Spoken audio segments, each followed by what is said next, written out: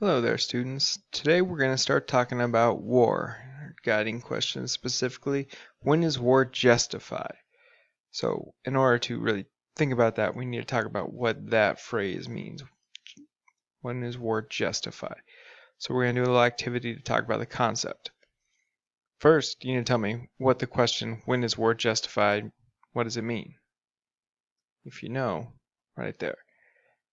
If you've ever been asked to justify a decision that you've made, what does that mean? If you're able to give a justification.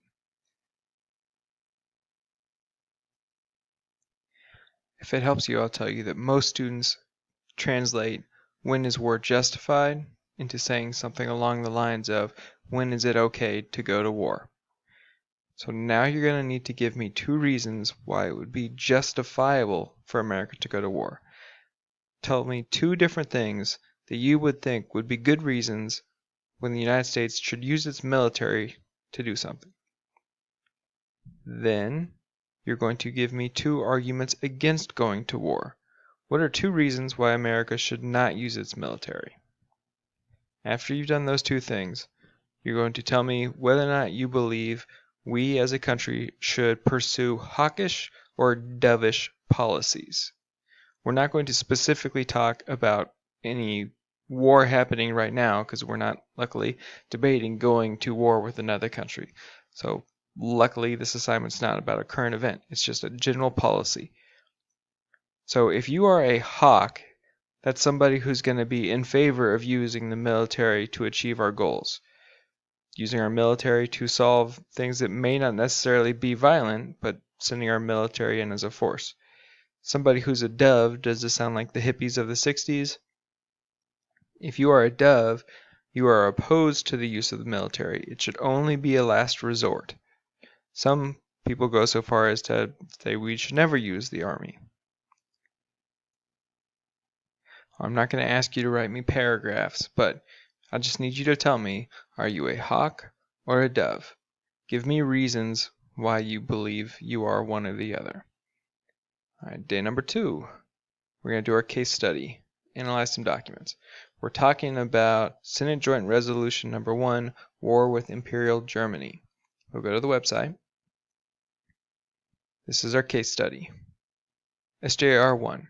Whereas the Imperial German government has committed repeated acts of war against the government and the people of the United States of America, therefore, be it resolved that the state of war between the United States and the Imperial German government, which has thus been thrust upon the United States, is hereby formally declared, and that the President be and he is hereby authorized and directed to employ the entire naval and military forces of the United States and the resources of the government to carry on war against the Imperial German government, and to bring the conflict to a successful termination of all the resources of the country are hereby pledged by the Congress of the United States.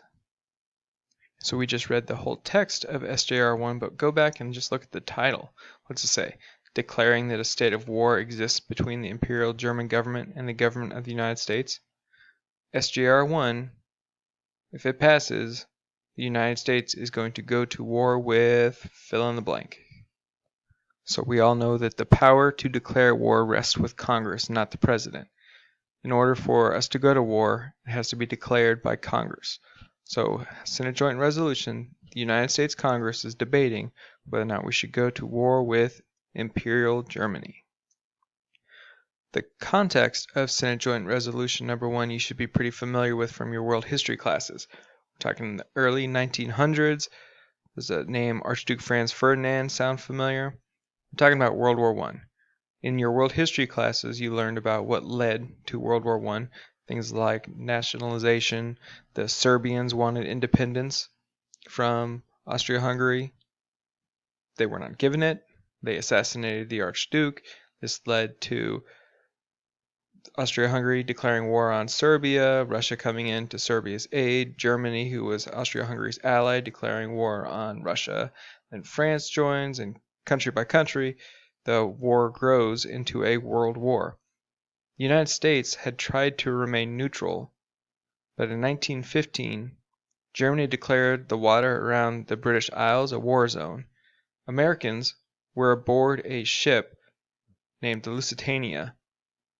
It was sunk by a German U-boat, and of the 1,198 people that died, 128 of them are Americans. How do you think people in America felt about 128 Americans dying because the Germans sank a boat on which they were riding?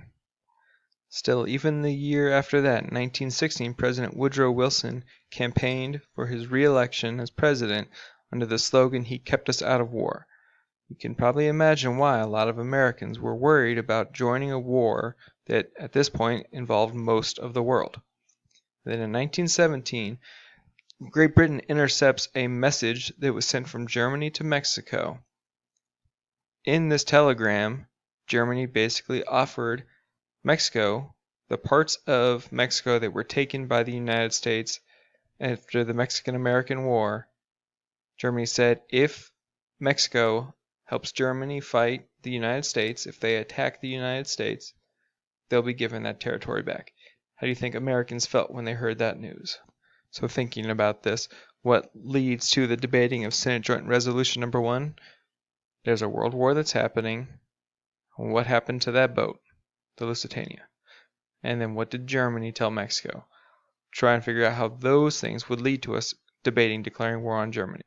Alright, section number 1, we need to find out reasons people give to justify the United States following a hawkish policy. We're going to read a speech that was given by President Woodrow Wilson in 1917 to Congress asking them to allow him to declare war on Germany. He told Congress, "Property can be paid for. The lives of innocent people cannot. German submarine warfare is a warfare against mankind. The German policy has broken every rule. Ships of every kind, no matter whose country they were from, what they were carrying, or where they were going, have been ruthlessly sent to the bottom of the ocean without warning. American ships have been sunk. American lives taken. I suggest Congress declare the actions of the Imperial German government to be, in fact, nothing less than war against the government and the people of the United States. Neutrality is no longer believable or desirable where the peace of the world is involved."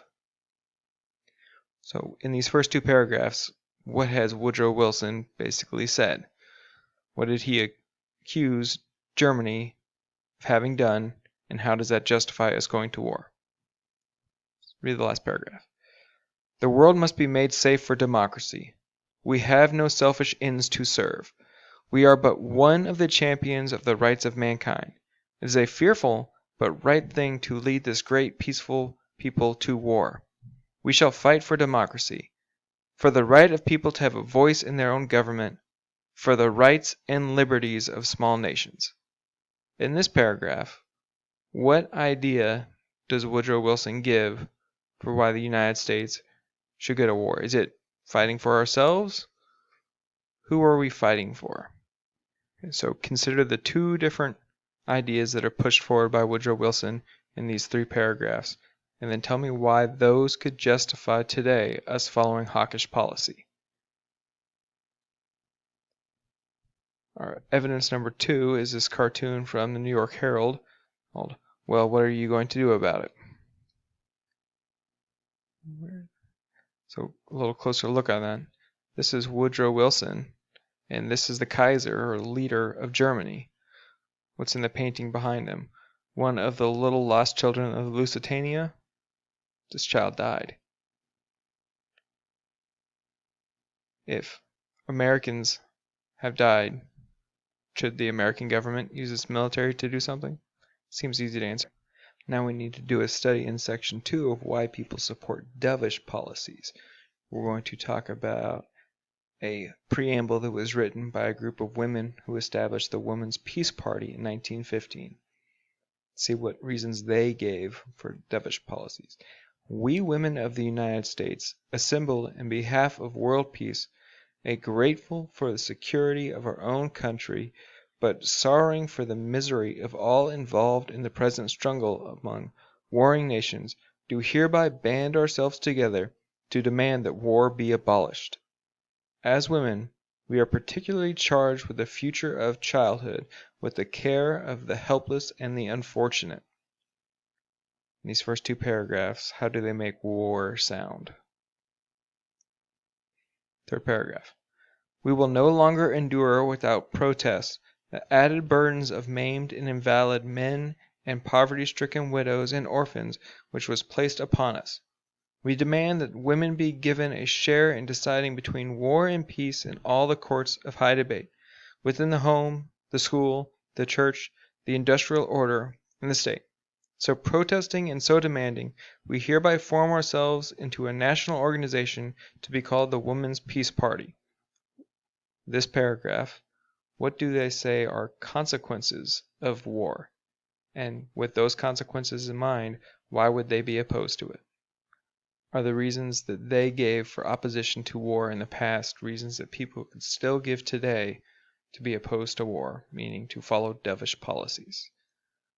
For a cartoon, I could not come to a decision on which cartoon was best, so you scroll down to the cartoon sections, pick one of these, paste it onto the worksheet where it goes. Make sure you summarize the main idea of the image, and then tell me why it still matters for today's debate. Step 2C. We need to discuss the results. But you guys all know what we decided to do. We did declare war on Germany.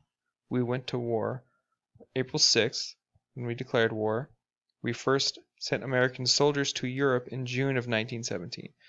By the time Germany signed the armistice on November 11, 1918, the United States had sustained an estimated 360,000 casualties in the First World War, including 126,000 American killed in action and 234 wounded.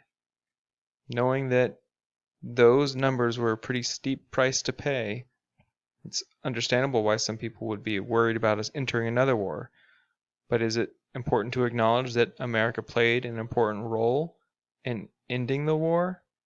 So we paid a high price, but what did we get out of it?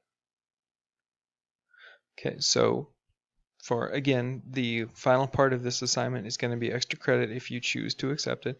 You are going to have two options. You can either write a song advocating for dovish or hawkish policies, or you can write your policy advice form. In this specifically, you're talking about supporting hawkish or dovish military policies. If you do feel like writing a song, in the case study, we didn't listen to them. We would in class, but it wouldn't go too well online like this. You need to take the songs from Wake Up America as inspiration if you're supporting hawkish policy, or the song, where is it? I Didn't Raise My Boy to Be a Soldier. You have audio recording here, or Stay Down where you belong. You could use those songs to help you create your own song about hawkish or dovish policies. This is an option, you don't have to do it, but if you submit either the policy advice form or a song for or against hawkish policies, then you can earn extra credit. Remember that if you have questions, please send me an email or text me or call me at the number that was listed on Classroom. Follow the video, and if you need help, show up to the Zoom session. Have a good day. Take care. Remember to wash your hands.